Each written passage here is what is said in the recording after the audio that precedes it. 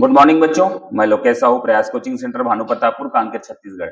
बच्चों, आज आप लोगों का जो है रीजनिंग का आपका वो है पार्ट है रीजनिंग का, सादृश्यता एनालॉजी मानसिक योग्यता है रीजनिंग का पार्ट 3 है। रीजनिंग में सादृश्यता मतलब इसका एक खास वो रहता है, ये ऐसा है तो वो कैसा होगा, बस इतना ही ध्यान रखना। ये जो रेशियो का जो चीज साइन दिया हुआ है वो रेशियो ही बताता है कि ये इस तरीके से है। तो यहाँ पर आपका समानुपात दिया है, ये अनुपात है और समानुपात दिया है, तो ये अगला वाला क्या होगा ये बताता है कि ये काला का उजला हुआ है। चलिए देख, है ना, पहला नंबर क्वेश्चन देख लेते हैं। काला का उजला हुआ है तो दिन का क्या होगा। ठीक है, काला का क्या होता है, अपोजिट है, ये क्या है, अपोजिट है। तो अपोजिट काला का उजला हुआ है तो ये दिन का क्या होगा, दिन का रात क्या होता है, दिन का अपोजिट रात होता है। ठीक है, देखिए इस तरीके से आपको समझना है कि ये दोनों जो है ना, दोनों का संबंध रहता है, दोनों का संबंध रहता है, उसके जैसा ही इसमें क्या संबंध है ये ढूंढना रहता है। नेक्स्ट क्वेश्चन देखते हैं, अपना दूसरा नंबर क्वेश्चन। सुख का संबंध दुख से है, देख रहे हैं, सुख का संबंध यदि दुख से है, सुख है तो दुख है। ठीक है, तो रोना का क्या होगा, रोना है तो उसका क्या होगा, तो देखो दुख, ये भी अपोजिट है, विलोम है, विलोम। तो ये दुख का, सुख का उल्टा जो होता है वो दुख होता है, तो रोना का उल्टा क्या होगा, इसमें से आप देखिए, खुशी तो खुशी नहीं होगा, हर्ष नहीं होगा, हंसना नहीं, हंसना और मृत्यु, तो ये आपका क्या हो जाएगा, हंसना। रोना, रो रहा है तो उसका उल्टा जो है हंसना हो जाएगा। ठीक है, नेक्स्ट देखते हैं तीसरा नंबर क्वेश्चन। तीसरा नंबर क्वेश्चन में है,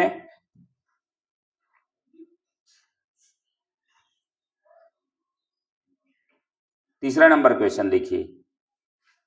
ठीक है, तो ये देखिए यहां पर दिया है वृत्त, वृत्त है, वृत्त का पहिया से संबंध है, वृत्त का संबंध जो है पहिया से है। जैसे वृत्त रहता है ना, वृत्त मतलब क्या होता है, गोला को बोलते हैं, इस तरीके से गोला रहता है, उसको सर्कल बोलते हैं, वृत्त बोलते हैं।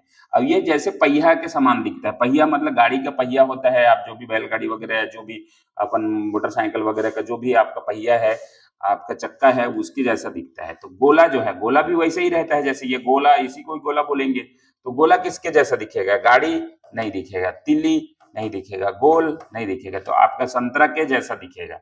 तो वृत्त पहिया के जैसे दिखता है, पहिया ही है वो, तो गोला क्या है, एक है आपका संतरा, तो आपका आंसर क्या होगा, संतरा। ठीक है, चलिए तीसरा के बाद चौथा नंबर में पहुंचते हैं। चौथा नंबर क्वेश्चन लिया है, ठीक है, गुनगुना का गर्म से संबंध है, गुनगुना मतलब गर्म होता है, तो अच्छा का क्या होगा, जिस तरीके से गुनगुना को ही गर्म बोलते हैं, गुनगुना से जो ज्यादा रहता है उससे, है ना, गुनगुना कम गर्म रहता है, कम गर्म, कम गर्म। तो उसी तरीके से जो अच्छा है, अच्छा से भी ज्यादा, मतलब ज्यादा कम गर्म गुनगुना होता है, ज्यादा गर्म को गर्म बोलते हैं ना, ज्यादा गर्म, ज्यादा गर्म। तो इसी तरीके से आपका क्या होगा, अच्छा से ज्यादा अच्छा क्या होता है, तो ये बुरा गलत है, मंद गलत है। ठीक है, उत्कृष्ट आपका आंसर सही होगा, ये बुद्धिमान भी गलत है, मतलब उत्कृष्ट होगा। ठीक है, गुड, बेटर, बेस्ट ऐसा बोलते हैं, इंग्लिश में क्या बोलते हैं, गुड है, फिर बेटर है और है बेस्ट है। तो ये हिंदी में अगर है ना तो ये अच्छा है ना, ये सर्वोत्तम है, और ये सर्वोत्तम है, ये अच्छा है, फिर ये उससे अच्छा है, और ये सर्वोत्तम है, मतलब उत्कृष्ट है। इस तरीके से आता है। ठीक है, आगे देखिए, पांचवा नंबर क्वेश्चन। कपड़ा का संबंध जो है कपास से है, कपड़ा का संबंध जो है कपास से है, तो आपका नेक्स्ट लिखा है ईंट का संबंध किससे होगा। ठीक है, कपड़ा का संबंध जो है कपास से है, तो ईंट का संबंध क्या है, तो देखिए कपास एक प्रकार का जो है वो नेचुरल फाइबर से है, और कपास से जो है कपड़ा बनता है, कपास से कपड़ा बनता है।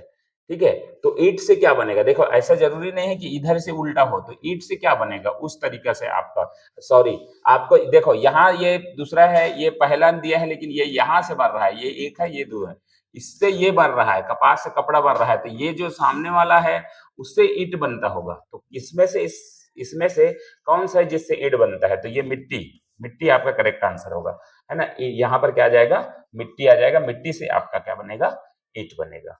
ठीक है।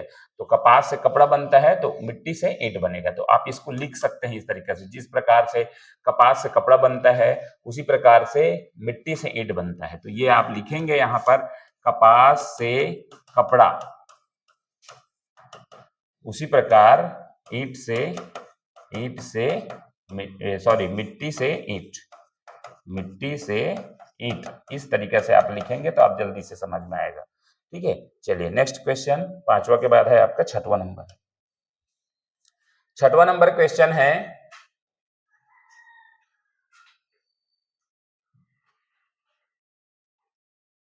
ठीक है, छठवां नंबर क्वेश्चन, सांप, सांप है, सांप एक्चुअल में सांप का संबंध सरीसृप है, तो घोंघा का क्या होगा?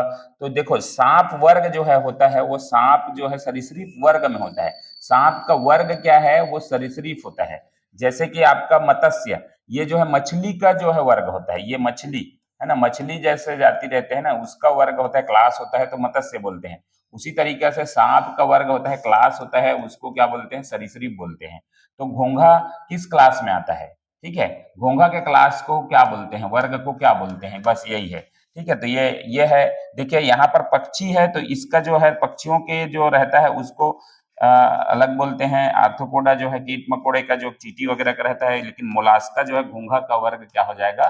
Mollusca, Mollusca.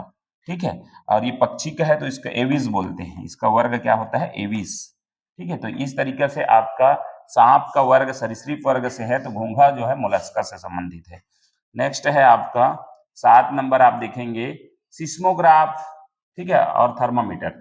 तो देखिए यहाँ पर जो संबंध है आपका सिस्मोग्राफ, भूकंप से, भूकंप को मापने का यंत्र है, भूकंप मापक यंत्र, मापक यंत्र है वो जो है भूकंप मापक यंत्र सिस्मोग्राफ है।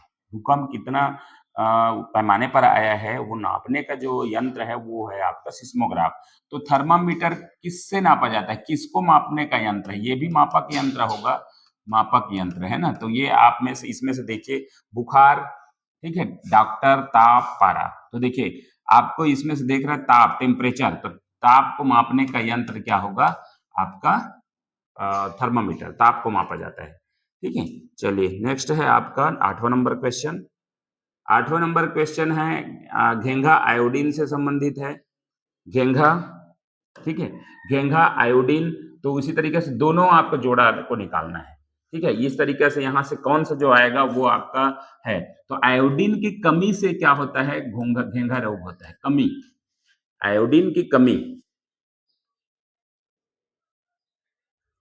ठीक है, आयोडीन की कमी से घेंघा रोग होता है, ये रोग है ना, घेंघा रोग होता है।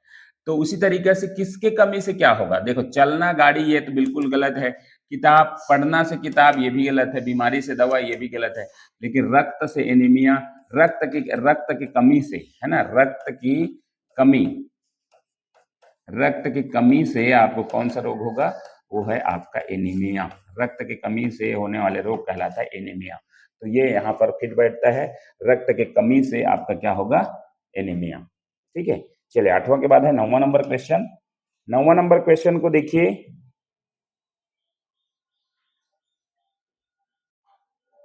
9वां नंबर क्वेश्चन है ना, सेकंड समय, देख रहे हैं आप सेकंड समय, तो आपका एम्पियर क्या होगा, है ना। तो इस तरीके से आपका है 9वां नंबर क्वेश्चन।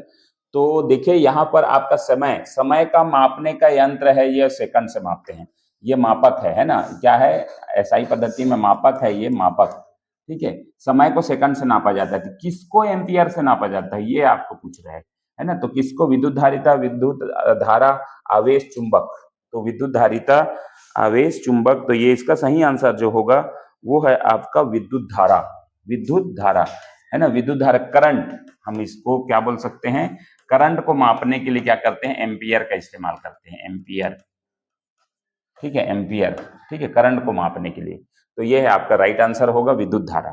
ठीक, चलिए नेक्स्ट है आपका 10वां नंबर।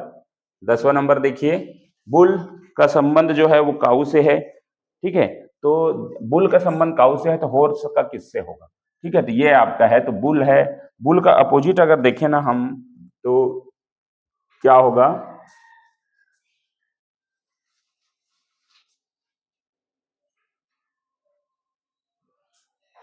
ठीक है, बुल का अपोजिट काऊ होता है, अपोजिट है ये, है ना, विलोम है, विलोम, विलोम या अपोजिट, अपोजिट है ना, बुल का अपोजिट काऊ है, तो हॉर्स का अपोजिट क्या होगा, तो अपोजिट में आपको इसको निकालना है।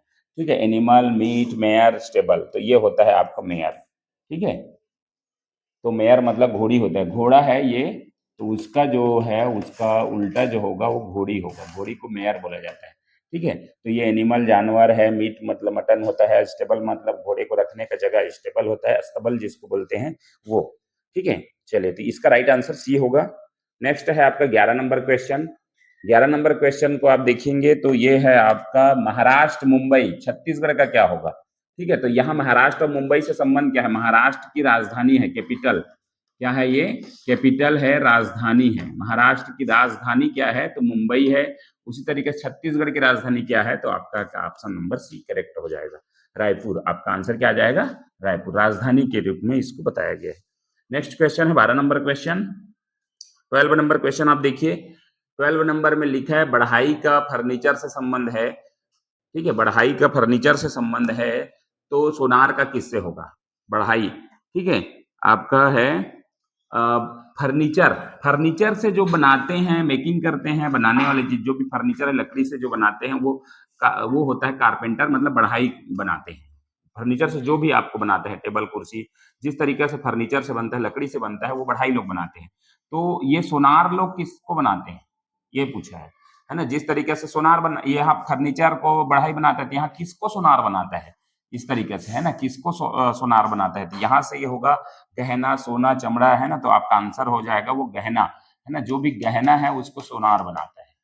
ठीक है, गहना आपका करेक्ट आंसर होगा। ठीक है, नेक्स्ट क्वेश्चन 13 नंबर क्वेश्चन, गधा, रेंकना समानुपात है बंदर, चहकना। ठीक है, क्या आएगा देखिए जल्दी। ठीक, तो गधा के आवाज मतलब आवाज करना है, वो आवाज करता है, वो कहलाता है रेंकना। गधा जो है आवाज करता है वो रेंकना कहलाता है। तो बंदर जो आवाज करता है उसको क्या बोलते हैं, तो चिंघाड़ना, गरजना, घुरघुराना। तो आपका राइट आंसर जो होगा वो चहकना होगा आपका। इसका क्या है, आवाज है, ये आवाज जो साउंड निकालता है ना, गधा जो साउंड करता है, चिल्लाता है, उसको क्या बोलते हैं, रेंकना। तो बंदर जो आवाज करता है उसको चहकना बोलते हैं। ठीक है, नेक्स्ट है आपका 14 नंबर, कॉलेज का संबंध छात्र से है, तो अस्पताल का किससे है। ठीक है, कॉलेज का संबंध क्या है, कॉलेज का संबंध छात्र से है, तो अस्पताल का संबंध किससे है, 30 में से।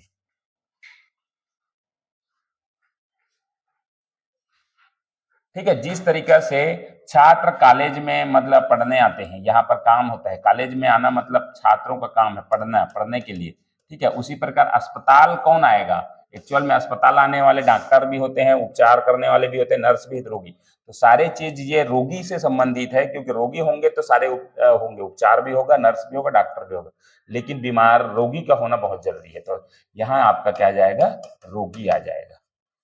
ठीक, नेक्स्ट है अगला 14 के बाद 15 नंबर क्वेश्चन। 15 नंबर क्वेश्चन है ये, विद्युत धारा एम्पियर। अभी अभी एक क्वेश्चन आ चुका है, आप इसको आप बना के आप कमेंट में बता सकते हैं इसको किस तरीके से बनता है। विद्युत धारा को मापने का हमारे पास है एम्पियर, एम्पियर को मापा जाता है। तो भार को किससे नापा जाता है, एकदम इजी है, आप इसको कमेंट में बताइए।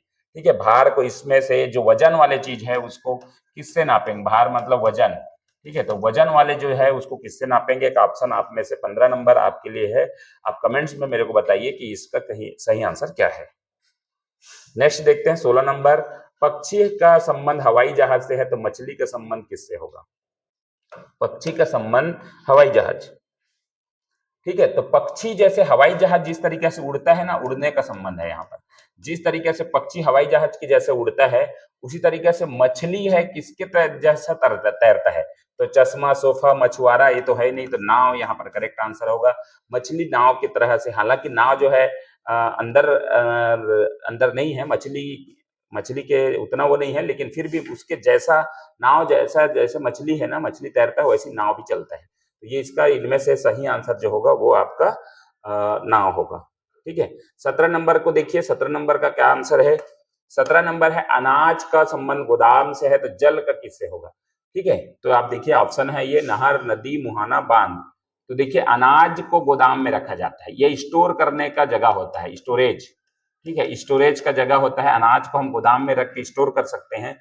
उसी तरीके से जल को स्टोर करना है तो हमको किससे कहाँ रखना पड़ेगा, तो ये देखो नहर में नहीं, नदी में नहीं, मुहाना में नहीं, बांध में। ठीक है, बांध में स्टोर करके रखा जा सकता है जल को। बांध इसीलिए बनाया जाता है जल को स्टोर करने के लिए। ठीक है, चलिए नेक्स्ट है आपका 18 नंबर क्वेश्चन। 18 नंबर क्वेश्चन लिखा है,